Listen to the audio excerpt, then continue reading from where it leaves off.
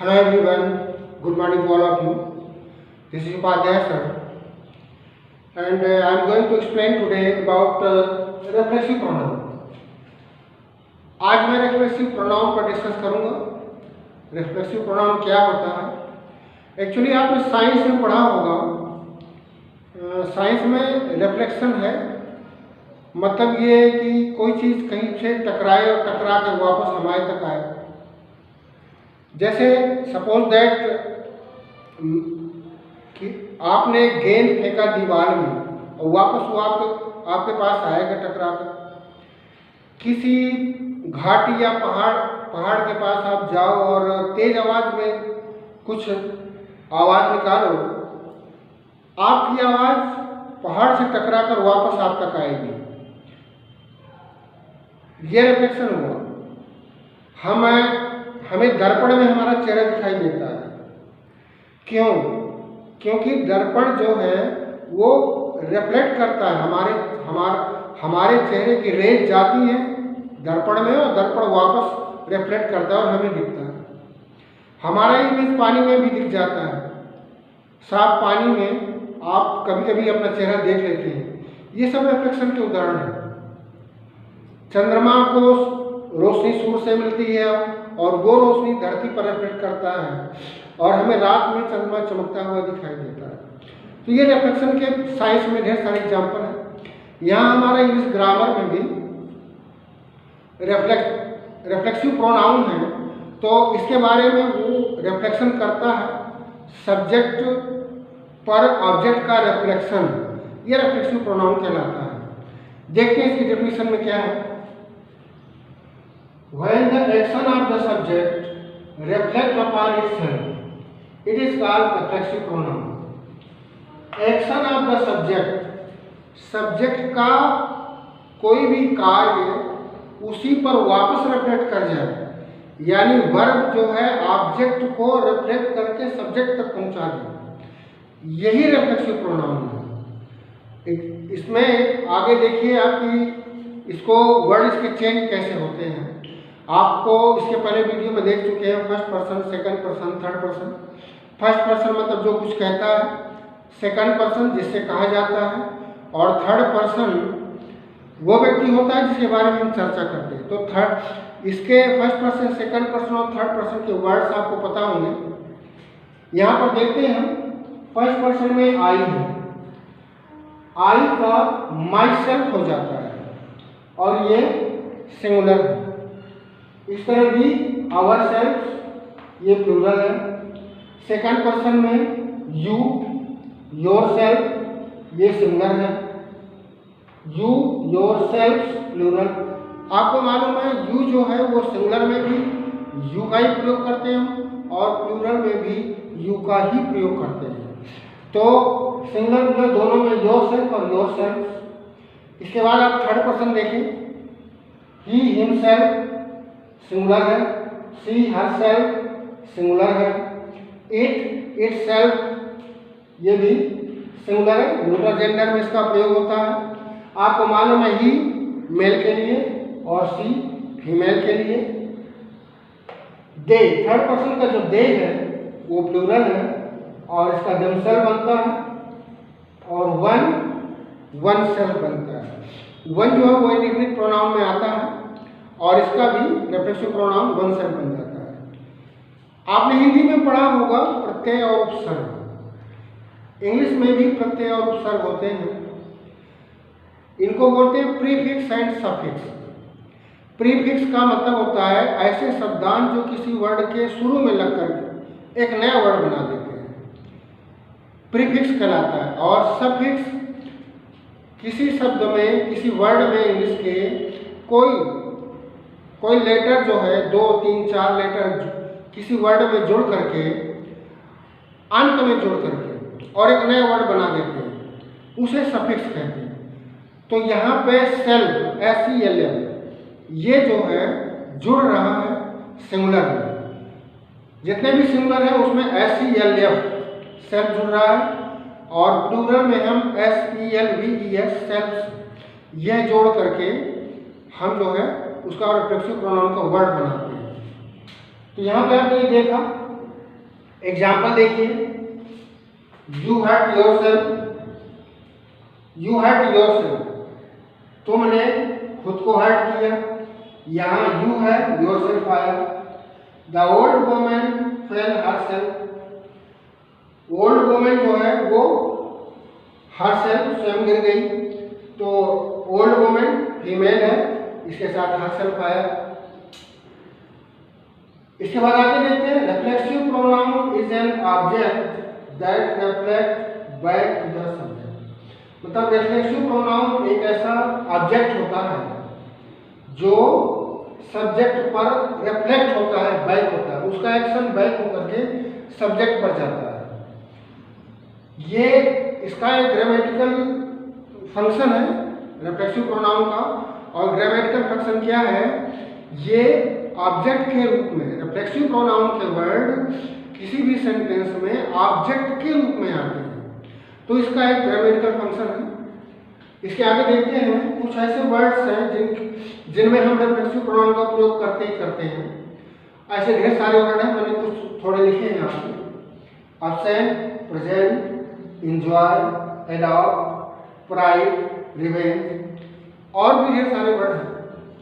इसके बाद इसके अगले रूल में देखते हैं।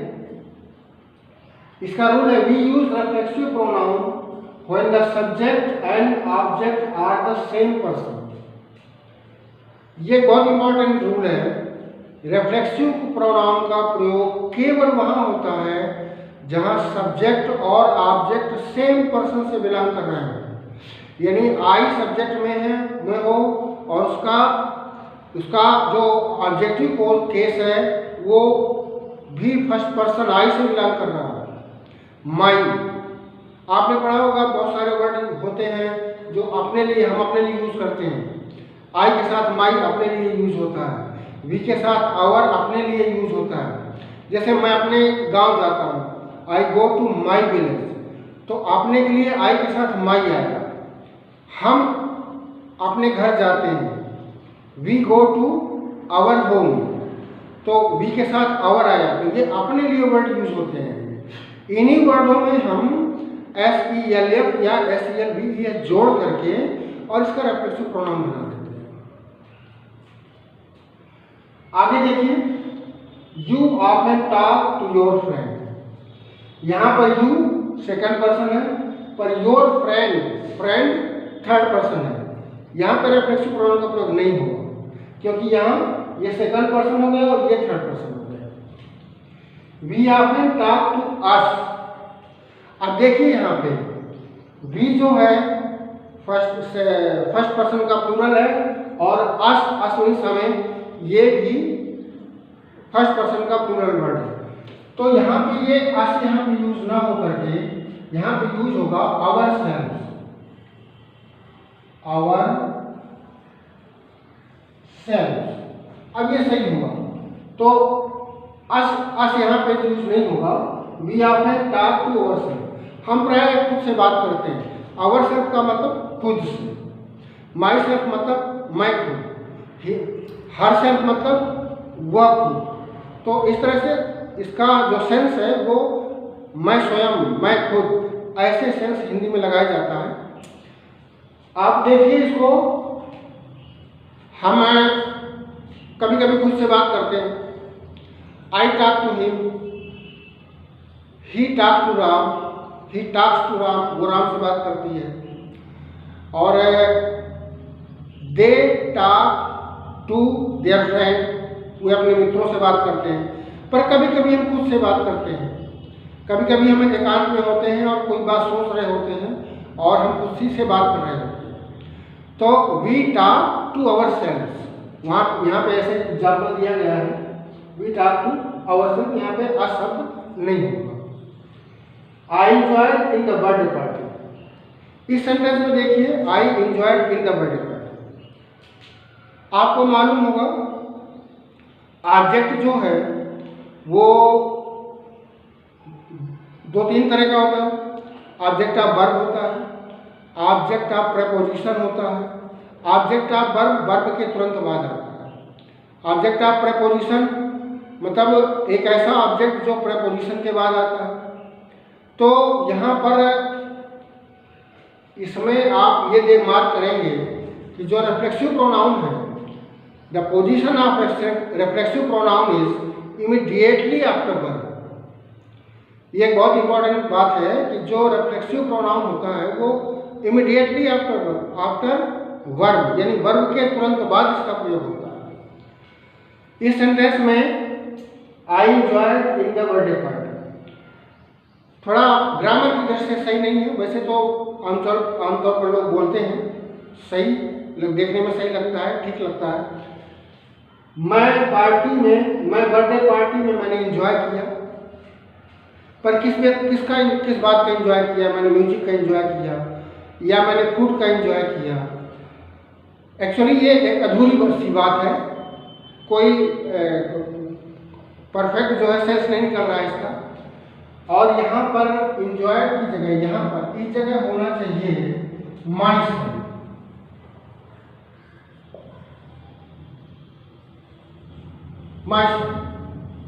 I enjoyed my self in the birthday party. या तो ये आप लिख सकते हैं, सही है। यदि आप यहाँ से इन हटा दें, I enjoyed the birthday party, तो वर्ब का ऑब्जेक्ट हो गया, ये भी ठीक है। आई enjoyed in the birthday party देखने में सही है, एक्चुअली ग्रामर की दृष्टि से थोड़ा कम ठीक है ये। इसके बाद अगला example, I am teaching me to play harmony. अब यहाँ पे देखिए आई फर्स्ट पर्सन और मी ये भी फर्स्ट पर्सन है, इसलिए यहाँ पे मी ये गलत है और यहाँ पे क्या होना चाहिए? Myself.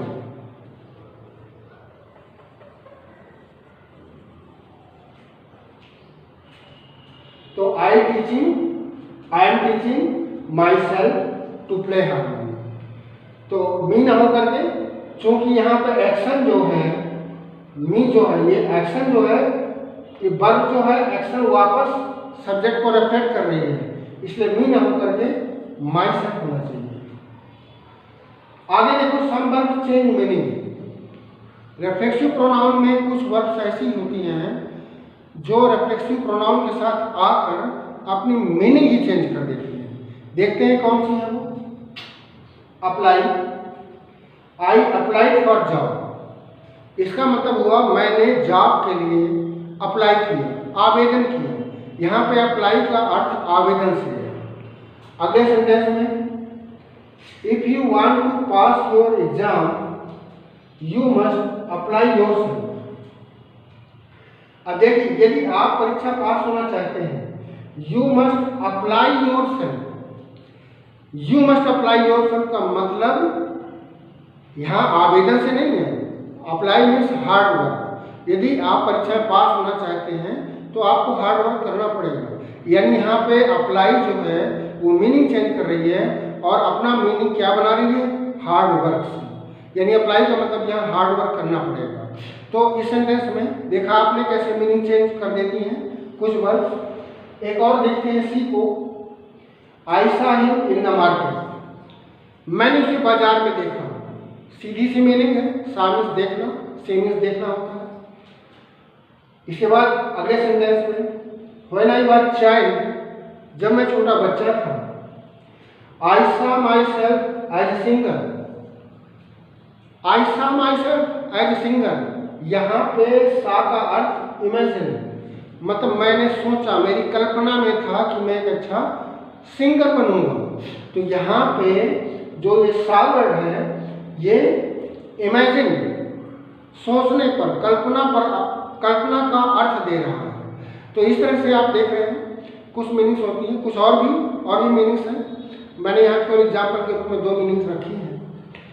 तो इसके आगे देखते हैं, reflexive pronoun is not used as a subject. Reflexive pronoun का एक बहुत इंपॉर्टेंट रूल ये है, बहुत बार ये देखने को मिलता है, लोग गलत यूज कर देते हैं। रिफ्लेक्सिव प्रोनाउन के वर्ड कभी भी सब्जेक्ट के रूप में नहीं आते। सपोज दैट कोई किसी इंटरव्यू में जाता है तो प्रायः पहला क्वेश्चन उसे आमतौर पर यही किया जाता है उस स्टूडेंट से, tell me yourself. Tell me yourself, ये इम्परेटिव सेंटेंस का सेंटेंस है। यहाँ पे सब्जेक्ट क्या है? Actually subject you tell me yourself, yourself बोला गया तो you tell me yourself, you जो है वो अंडरस्टूड है यहाँ पर। और बहुत बार योरसेल्फ एग्जामी जो है या कंपटीशनर बता देता है माई सेल्फ, वो माई सेल्फ से शुरू करता है। यदा कदा जिनको मालूम नहीं होता वो बोल देते हैं माई सेल्फ और अपना नाम बताया या और अपना इंट्रोडक्शन दिया।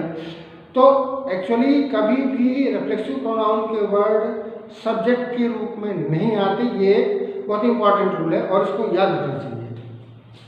एग्जाम्पल में देखिए, you and myself went to work, you and myself, यहाँ पे माई सेल्फ गलत है, ये सही नहीं है।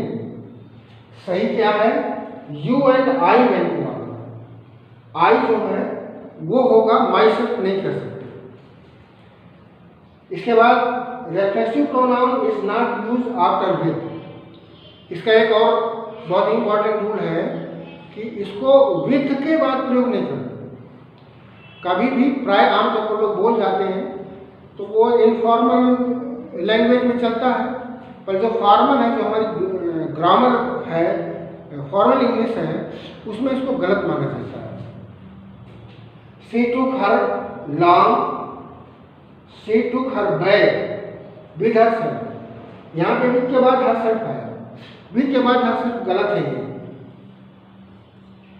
सही सेंटेंस है she took her bag with her, ये सही सेंटेंस है।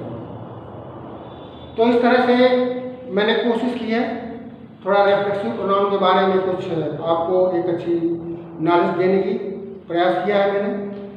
वीडियो यदि आपको लाइक पसंद आ रहा, इसे अपने फ्रेंड से शेयर करें, चैनल को सब्सक्राइब करें, जिससे आगे आपको और भी जो नए वीडियोस हैं वो मिलते जाएं।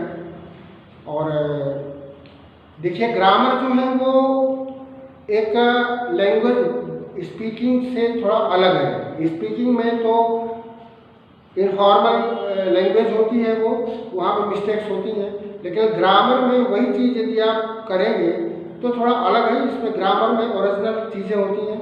हमारी इंग्लिश जो है वो एक्चुअली यूके से बिलोंग करती है और वहाँ से ग्रामर से रिलेटेड है, जबकि जो स्पोकन लैंग्वेज है वो यूएस से, यूनाइटेड स्टेट्स से बिलोंग करती है। तो थोड़ा फर्क है, आपको देखना होगा ये सब और पढ़ना होगा। धन्यवाद।